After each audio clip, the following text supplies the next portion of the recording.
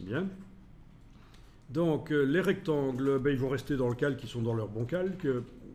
Ah oui, au fait, si vous voulez des vignettes à la manière de Photoshop, vous pouvez aller dans le menu de la palette des calques, option de panneau, et vous demandez grande vignette, ou encore mieux, ici, si vous tapez 60, je pense que vous allez avoir des vignettes comme celle de Photoshop.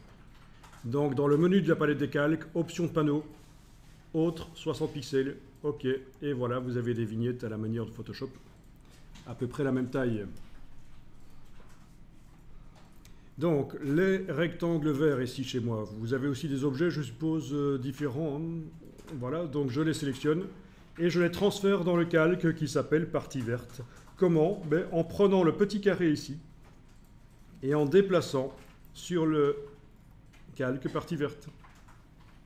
Voilà, ils ont été transférés. Je fais la même chose pour le cercle ici, je le sélectionne et puis je vais le transférer. Alors, ah oui, attention, pour sélectionner un objet dans Illustrator, si vous voulez le sélectionner par la palette des calques, regardez ce qui se passe. Là, j'ai aucun objet qui est sélectionné, j'ai cliqué à côté de tout.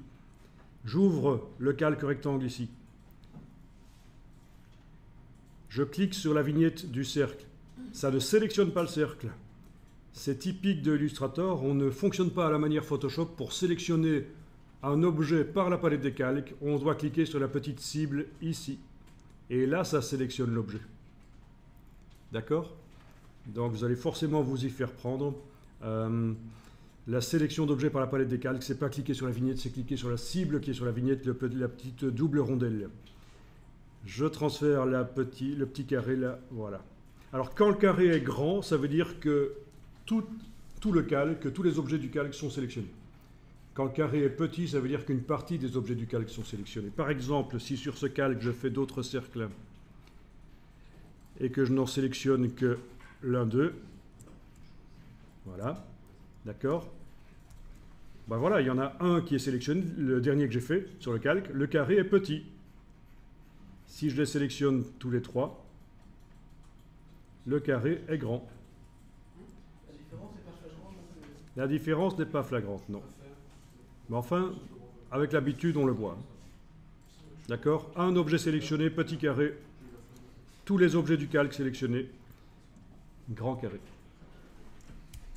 Aucun objet, pas de carré du tout, évidemment, si je clique à côté de tout.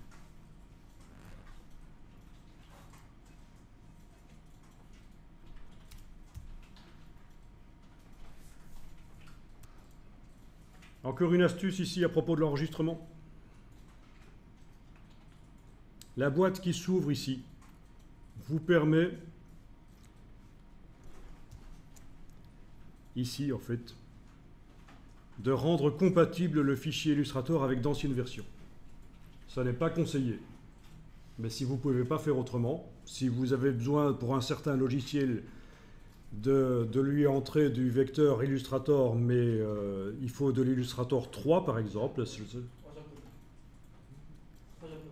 Non, pas 3 japonais, mais typiquement vous pouvez avoir parfois des logiciels 3D qui nécessitent qu'on leur envoie de l'Illustrator, mais Illustrator ancienne version. C'est comme ça que vous allez pouvoir rendre compatibles les choses ici.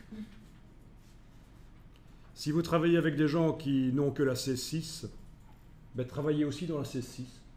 Ou alors faites-les passer à une version plus récente, la même que la vôtre.